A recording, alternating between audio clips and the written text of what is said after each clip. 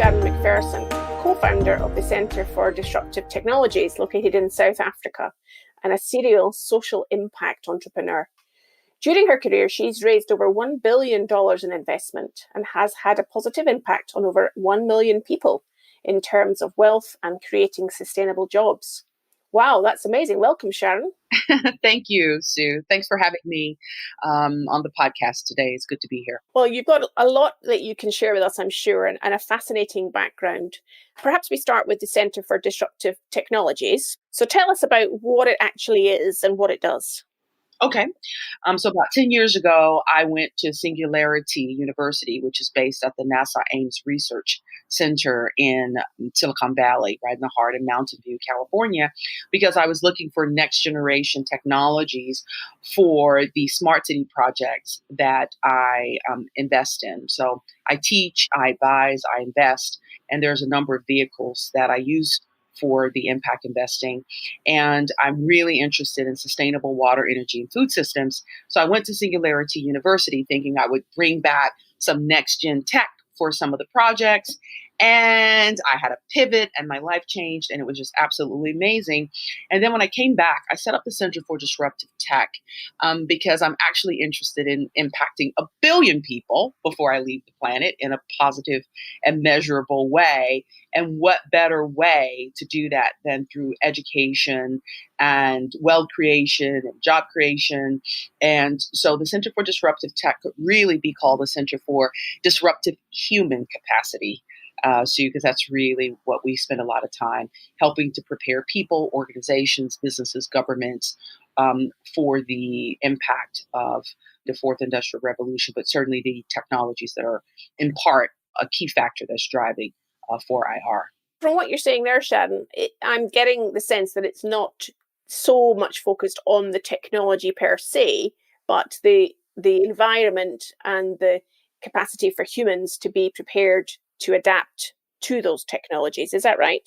Yeah, that's absolutely right. When we really went deep into technology and we have an incredible network, our business model is network orchestration. And so we have thousands of incredible technologists around the world and certainly across Africa. And we use those technologists and those tech experts to swarm on challenges that governments and institutions are facing and businesses.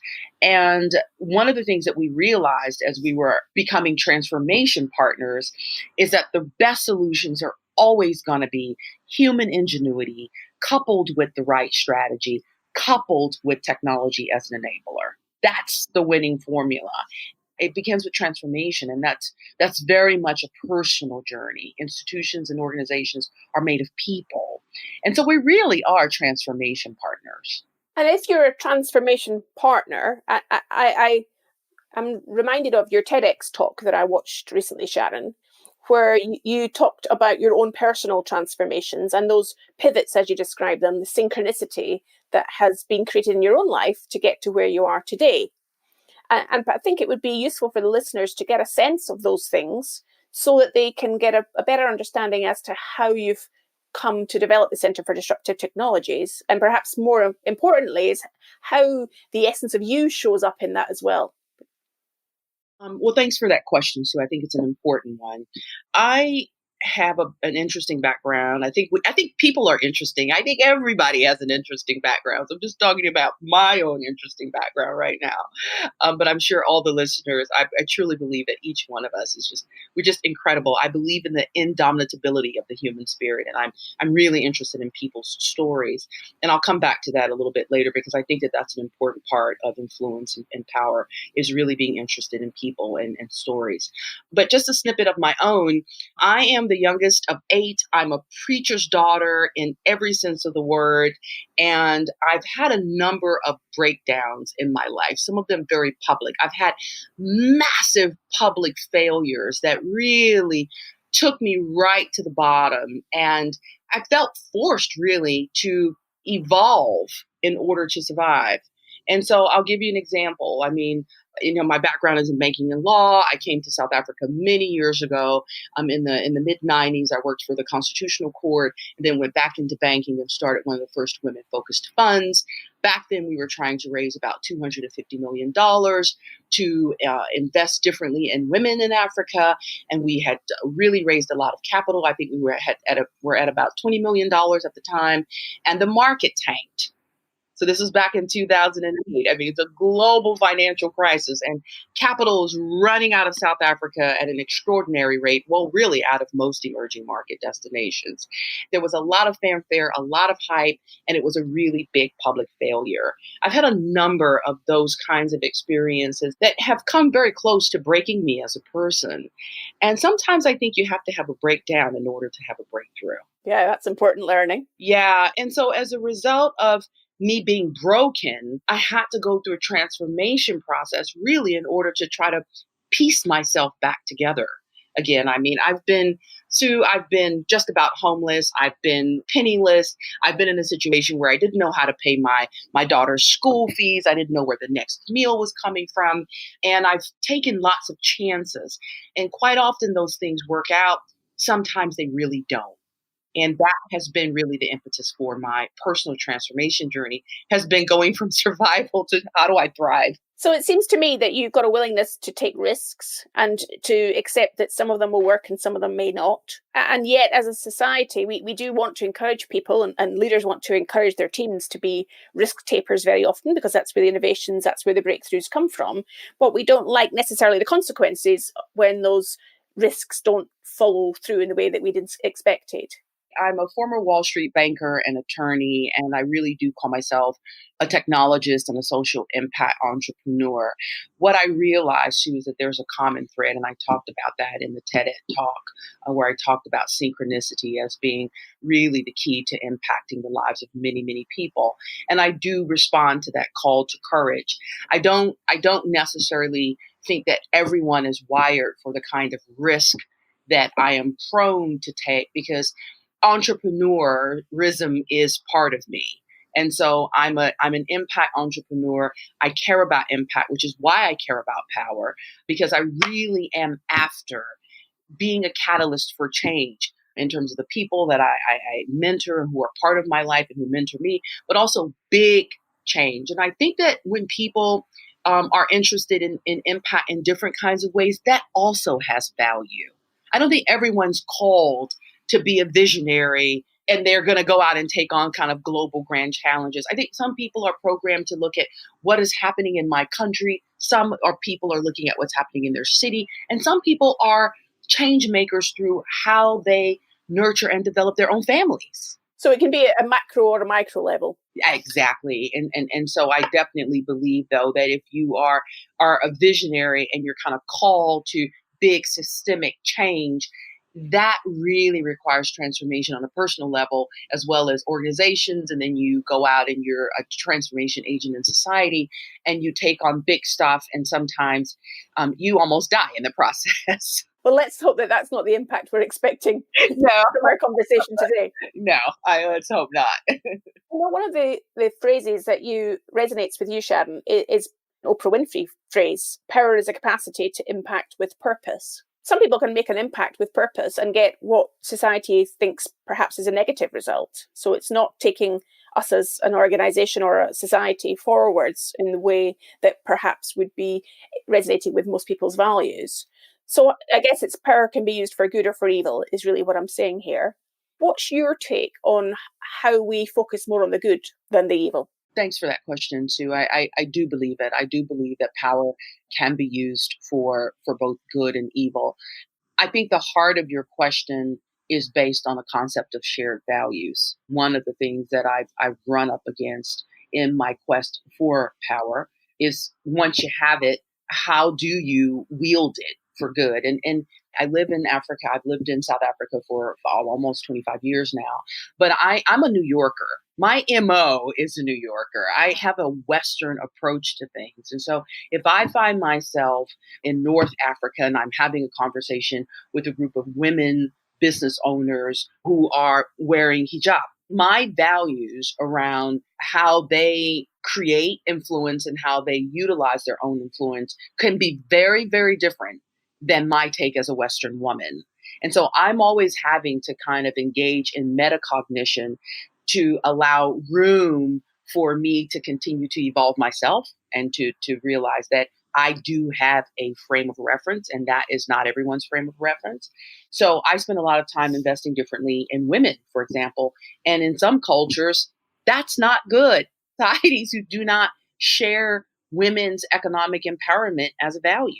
I'm mindful of that. And so I think I am on a continuous quest to develop better understanding of shared values and certainly continuing to transform personally to try to strike a balance between me doing what it is that I really believe I'm called to do, but always being mindful that other people can have a different sense of what is good and not being prescriptive in that regard. What you're really saying there is about being able to step into the shoes of others and look at the situation from their perspective as well, and not necessarily see that your values readily translate to their ones at that particular time. That's right. So I'm hearing you having this process of transformation and going from one thing to another thing. We were observing you on a daily basis, Sharron. What is it that you're actually doing or thinking, or how is it you're conducting yourself to enable this transformation to occur?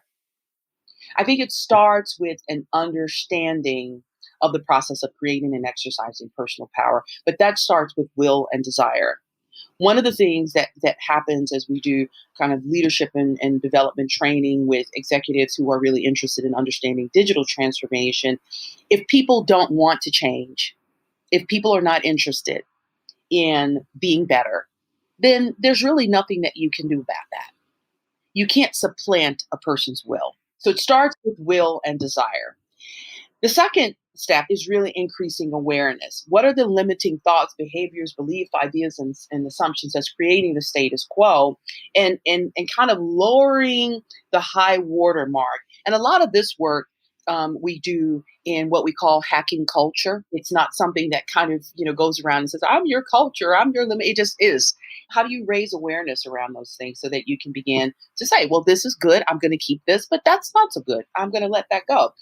And then the third thing is choices.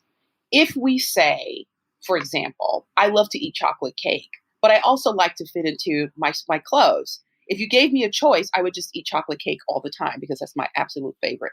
I have to keep making these choices because I have a higher sense of awareness around how do I actually stay fitting into my clothes, which means that, those choices mean I've got to limit my chocolate cake and I occasionally need to go to the gym and do some exercise. And then by making different choices, the fourth thing is I've developed different ways of behaving. And then the fifth is those results. Once we start seeing different results, then we start creating these positive feedback mechanisms. Some of it's based in cognitive behavior therapy, some of it's based actually in military science. I've been studying a lot of different theories and approaches. And believe it or not, the military is actually really, really good at transformation. And so some of the stuff that we've been experimenting with and using with our own training and advisory business is actually based in military science. So I'm hearing that in order to help people with transformation, it's about how comfortable are they to be on a program of disruption for themselves. So never mind disrupting technologies, just disrupting the way they habitually behave and the way they think. Yep, that's absolutely right. And that's why I started off by saying we could really call ourselves the Center for Disruptive Human Capacity. Because as we've developed a great business that really has produced over 450 case studies in how digital transformation works, really, we have become increasingly aware of the importance of personal power. Institutions and businesses and organizations and governments are made of people. And if people are not willing to be uncomfortable, it's messy, Sue. It takes a lot longer than we anticipate. It doesn't work the same everywhere, every time for everyone. It is very bespoke. But if people don't have the will and the desire to go through that process with high degrees of consistency, which is a really key ingredient, then it's very, very difficult to cycle up. As human beings, we love comfort. We love to stay in our comfort zones. And this kind of work really requires that you be willing to be uncomfortable. The word that's going through my mind as you're speaking, Sharron, is the word conflict.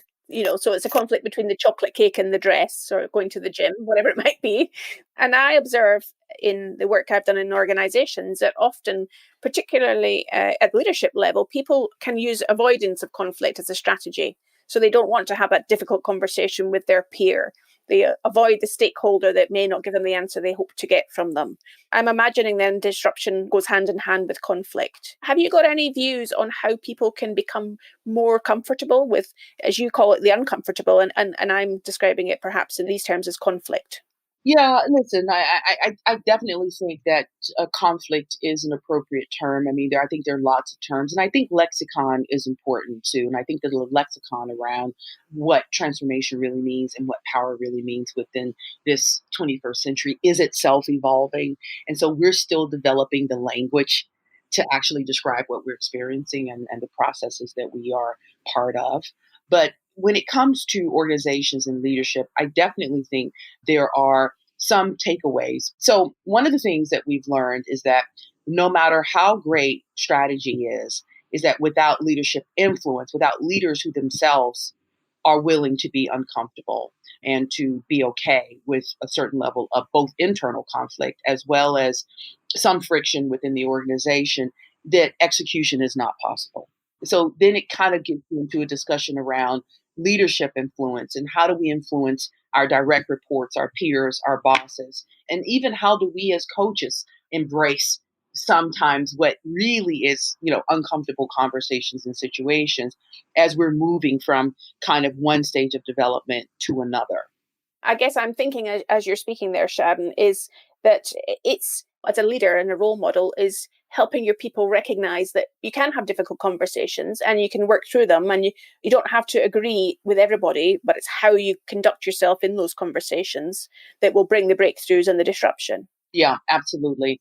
And kind of harkening back to my comment earlier about some of what we do is based in military science. I mean, we've spent a lot of time today talking about the volatility, uncertainty, complexity, and ambiguity, which has become just part of life in the 21st century. We spent a lot of time thinking about the VUCA prime response, where there's volatility. Can we develop vision? Where there's uncertainty, how do we develop greater understanding? Because certainty is really not something that we're going to be able to obtain because that linear thinking doesn't really apply in an exponential age. Where there's complexity, how can we have greater clarity? And where there's a great deal of ambiguity, how do we develop agile thinking? And that gets us back into mindset, which is where we spend a lot of time, which is why this personal transformation work is so important because it links directly with strategy and leadership development. You're reminding me of what we've been discussing a minute or so ago around language and how the lexicon of words that people use. I'm hearing that part of the process of disruption and ambiguity is not to make those assumptions that what, for example, conflict might mean to one person could mean something completely different to another person, and going in with an open mind to understand first before making assumptions or jumping to conclusions. Yeah, absolutely. You are spot on. It's requiring that we move beyond 20th century theories around leadership and management into a willingness and a capacity to explore how these notions really have served us. I mean, we don't just throw things out. I mean, the way that we have developed and the world that we live in today, there's a lot to be proud of in terms of humanity and society and the world that we have created. So it's not just about chucking things out, but it's really the capacity to say, how is this serving me now? And what is it that I need to do in order to have a mindset change and to embrace a new way of being? Because that is what's going to be required, given both the quantum and the rate of change that we're experiencing that's being driven by a host of factors: globalization, climate change, pandemics, population growth. There's a lot happening in our world today, and it's always been happening, but not at this pace and not at this rate of change. What we're experiencing today is unprecedented in human history. So I'd like to move us on almost from thinking about the individual transformational change that is required to cope with this unprecedented rate of change to thinking about collaboration. We haven't spoken about that word yet, Sharon, in detail. I'm wondering what collaboration means for you. We believe that collaboration means coming together and exchanging information and ideas in ways that validate other people's ideas in ways that are based on openness, that translate into really the whole being much greater than the sum of its parts. So if I was to be flown in and sitting in one of the conversations that some of your people may engage in to come up with some new ideas, and I was watching them work together, I'm wondering if you could give us an idea of how they're behaving. What are they doing when they're kicking around ideas, discussing what's possible? I can get a very clear sense, and I'm sure our listeners can, of thinking up an idea and working on one's own to progress it. When you bring diversity into the mix and people are coming from very different backgrounds, often I find people are reluctant to subsume their own needs for the greater needs of the group. Yeah. So with that in mind, if that's the scenario that people may have in their heads that they've experienced, paint us a picture of how it's different in the world in which you operate. Well, I mean, when we take boards or top level management through a process of understanding, let's put it within the context of digital transformation, because that's certainly top of mind for many folks today. But quite often, day one is not what you would expect from the Center for Disruptive Tech. We spend a lot of time really taking people through an understanding of who you are already. Because if you want to go from A to Z, you first need to understand I'm at A. Yeah. Right? We don't go around thinking about who you are. So one of the first exercises that we engage in is kind of unpacking who you are. But people think that, and so we say, okay, for 21 days, here's your homework. When you go out into the world and someone says, who are you? When someone asks you that question, you are not allowed to give your name or your job title or your qualifications or where you're from or that you're a parent, etc. So it's causing people to really have a higher level of awareness of all the ways in which they think of themselves. And that's important, Sue, because who you are is going to determine how you lead. And what you really care about is going to eventually determine what you lead. And so having people have a higher level of awareness around their personal culture and how that personal culture collectively is tantamount to the culture of an organization and institution. And that's critical because culture trumps strategy. Yeah. And if we don't have people understanding their own personal culture and how they think about themselves, well, then it's very, very difficult to have a mindset change and to embrace changing notions of work or the changing ways in which an organization will need to be restructured in order to facilitate innovation, for example. So there they are. They get a greater sense of who they are, and they've got a new way of describing themselves when they're out there in the world. What else do you do next then with this diverse group of people coming together to innovate and collaborate? I'll give you a few things, and I'm giving you kind of a helicopter view because we draw on a lot of different strategies. I mean, we've been in this business for over a decade, and having had so many different opportunities ourselves to develop new case studies, we are in perennial beta. You may ask me this question 6 months from now, and you'll say, "Hey, Sharon, it's different." I'll say, "Yeah, we've evolved. It is different." So one of the things that we do first is, once we kind of have conversations and have people do really fun, cool things that help them to develop higher levels of awareness about who they really are and how they think of themselves, we engage in design sprints and all kinds of design thinking approaches. But a lot of the tools center around some of the steps that I'm talking about now. And really the first is helping people to understand this is all within the context, again, of digital transformation and starting with personal power and personal transformation, helping people to understand how do we connect with people emotionally. Because if we can help people to lower the high water mark and to themselves become influencers, then the way that organizations transform is that people act like yeast. And within that organization, you have transformation agents. And part of what we're hoping to do from these sessions is to really identify and help leaders within the organizations to identify and to connect with transformation agents. So helping people to understand their own influence, helping them to understand how do you connect with people emotionally, how do you develop higher levels of emotional curiosity, making other people feel important, being mindful of things like your own body language. We know that communication is 55% nonverbal. How do we raise awareness around your own body language? How do you create your own story toolbox? Our brains are hardwired for stories. These are all kinds of ways that we really work with folks to help them to develop greater personal influence so that they can become transformation agents, embracing their vulnerability. The last thing I'll mention is we spend a lot of time with leadership helping them to not only to become more vulnerable, but Brene Brown, who is the person who did the TED Talk, she's got about 50 million views on the power of vulnerability. Her Netflix Call to Courage is great. I would really encourage listeners to check it out. But we really spend some time on that as a prelude to having leaders learn how to ask for help. That's huge. And there we create that Ben Franklin effect because if you ask people for help, people are more likely to actually listen to you and you become more influential the more people help you. And that is counterintuitive. But those are just some of the learning outcomes. And then, we've got a special secret sauce and all kinds of cool things that we do around these various interventions. But for us, it really starts with having fun and having people connect with their own need and desire for personal influence and how they become transformation agents. But it's fantastic to hear that your examples there, Sharron, that can really illustrate to our listeners the elements that can make a difference. My thoughts then go to this idea of measurement. If you're undertaking all these activities, how do you measure the impact of the results that people are gaining? Well, that's also just an excellent question too. Impact is really important.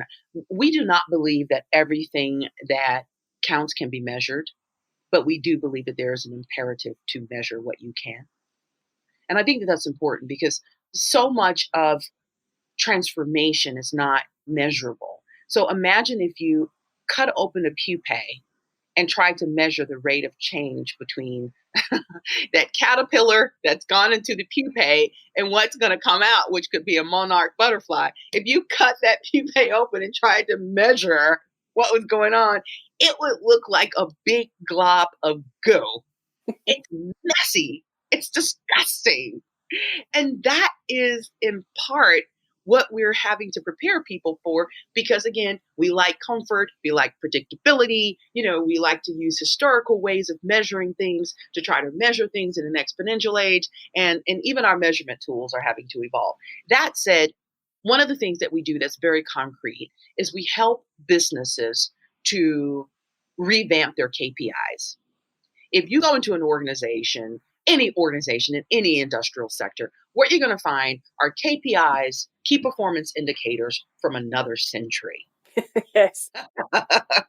Imagine we are using KPIs from another century to try to incentivize people to transform, to upskill, to reskill, to unlearn, to relearn in the networked age. And it just doesn't work.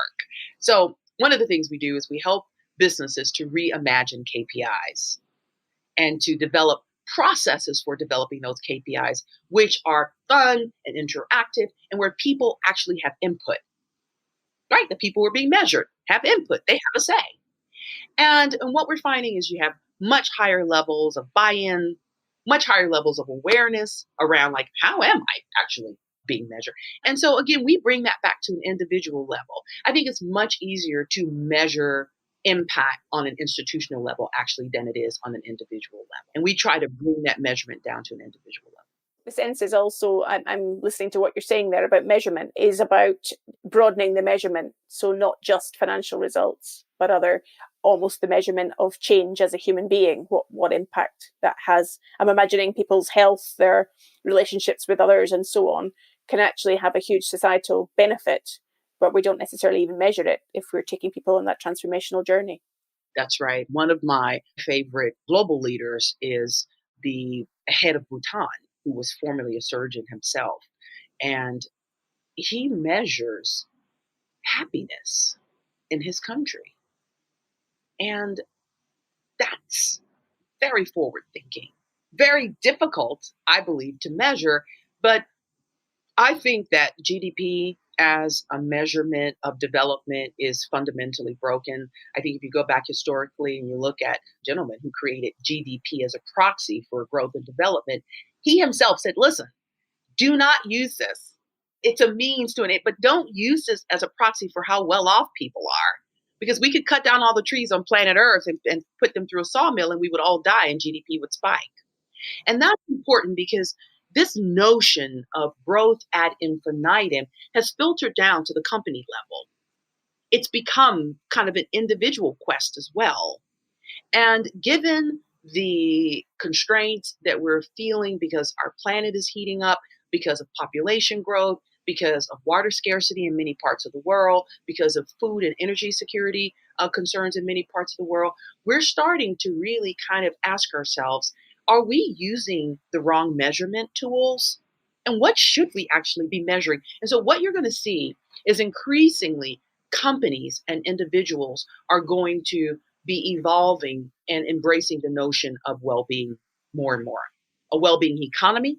So we're going to see a new economic paradigm, which is already emerging, and you're going to continue to see that emergence. And then you're going to see companies being more mindful of well-being and understanding the connectedness between actually well-being and productivity, for example. There are lots of changes, and there are going to continue to be lots of changes, and we're going to continue to see transformation being a key focus of both companies and individuals.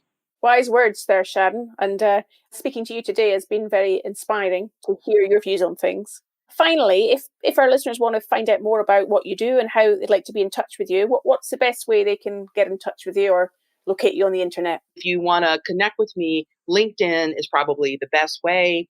Brilliant. Thank you so much for your time today, Sharon. And it's been great to speak to you. Thanks, Sue. Thanks for having me.